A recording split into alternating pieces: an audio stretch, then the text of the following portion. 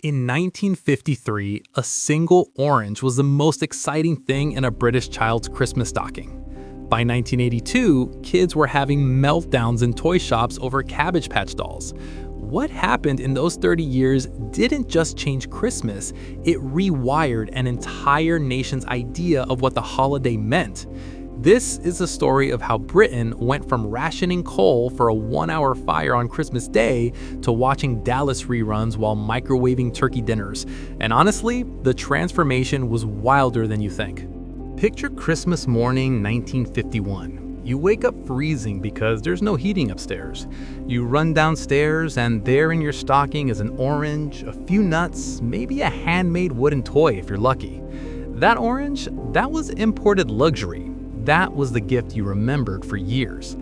This was Britain in the early 50s. The war had ended, but rationing hadn't. Sugar didn't come off ration until 1953. Meat stayed rationed until 1954.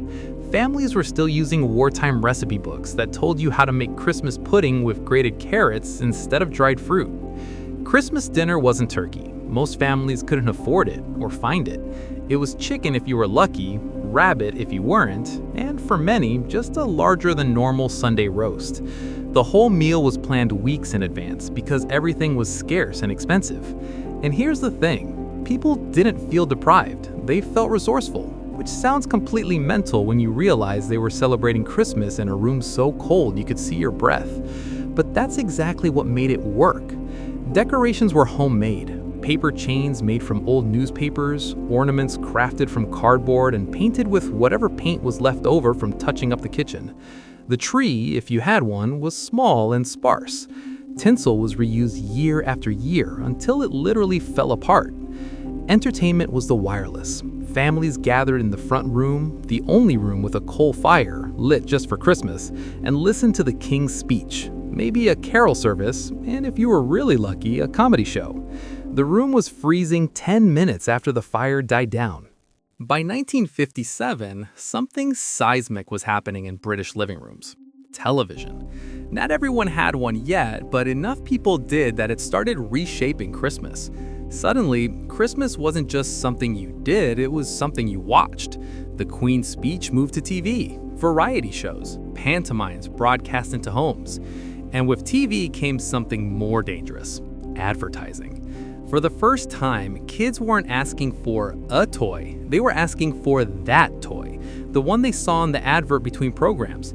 And parents who'd survived the Blitz suddenly found themselves ambushed by their own children demanding specific branded products, which must have felt like a very strange kind of invasion. Manufacturers realized they had a direct line into children's brains, and they used it. The economic situation was improving too. Harold Macmillan told Britain, "You've never had it so good" in 1957, and Christmas reflected that.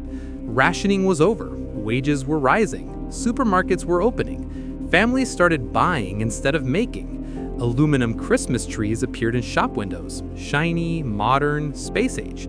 Some people thought they were the future, others thought they were an abomination. Both were right.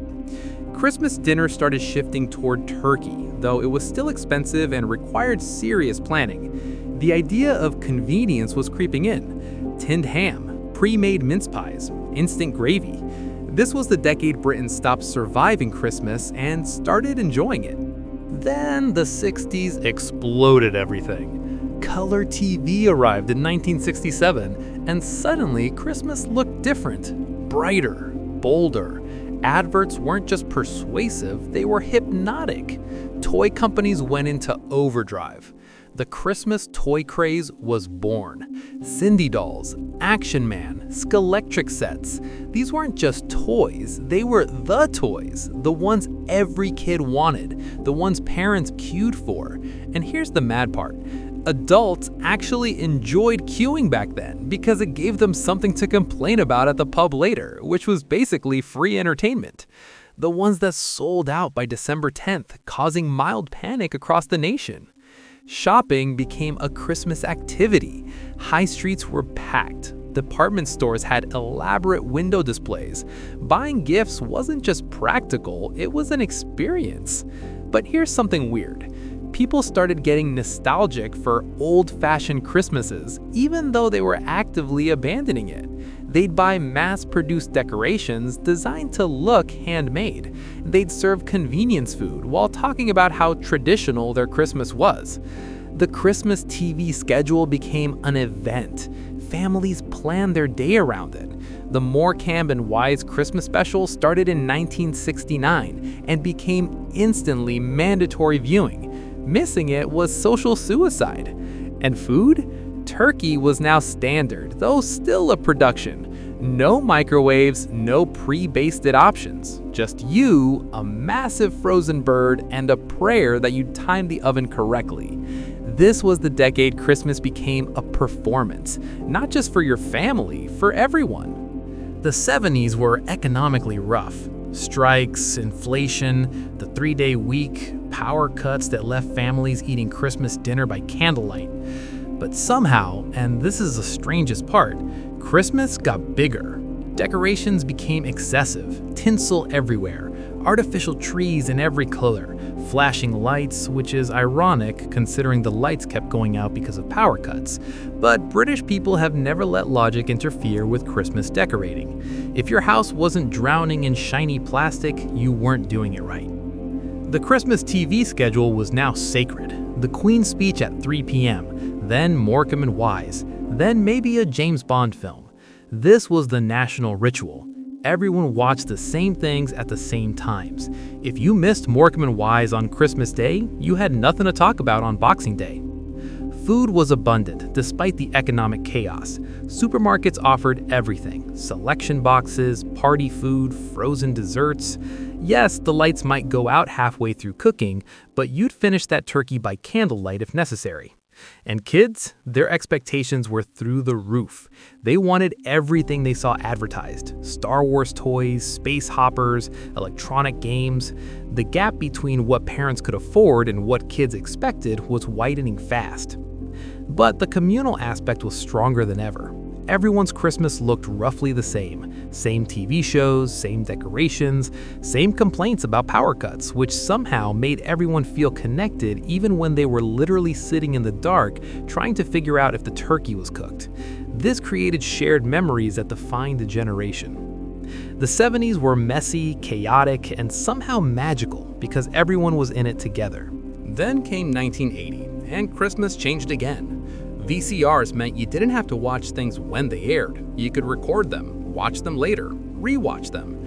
Suddenly, the communal TV experience started fragmenting, and for the first time in decades, families weren't all watching the same thing at the same time, which sounds like freedom, but was actually the beginning of everyone arguing about what to watch. Microwaves meant Christmas dinner could be reheated. Convenience food exploded. Supermarkets offered everything pre-made. The Argos catalog became the Bible. Kids didn't just want toys, they wanted specific items from specific pages, and they'd spent weeks memorizing the catalog numbers like they were studying for exams they'd actually pass. Toy crazes went nuclear. Rubik's Cubes, BMX bikes, Cabbage Patch Kids, causing actual fights in shops. Parents camping outside stores overnight. Decorations became themed. No more random tinsel, now you had coordinated color schemes. Martha Stewart energy before Martha Stewart existed in Britain. Christmas was no longer about making do or sharing national moments. It was about choice, options, technology, planning. The magic didn't disappear, it just moved. It went from the orange in the stocking to the gadget under the tree. From a single orange to a Cabbage Patch riot in just 30 years.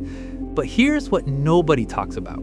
The generation that experienced both versions of Christmas never agreed on which one was better. And that argument is still tearing British families apart every December 25th, when someone says, "Christmas isn't what it used to be." And someone else fires back, "Thank God for that." And honestly, they're both completely right.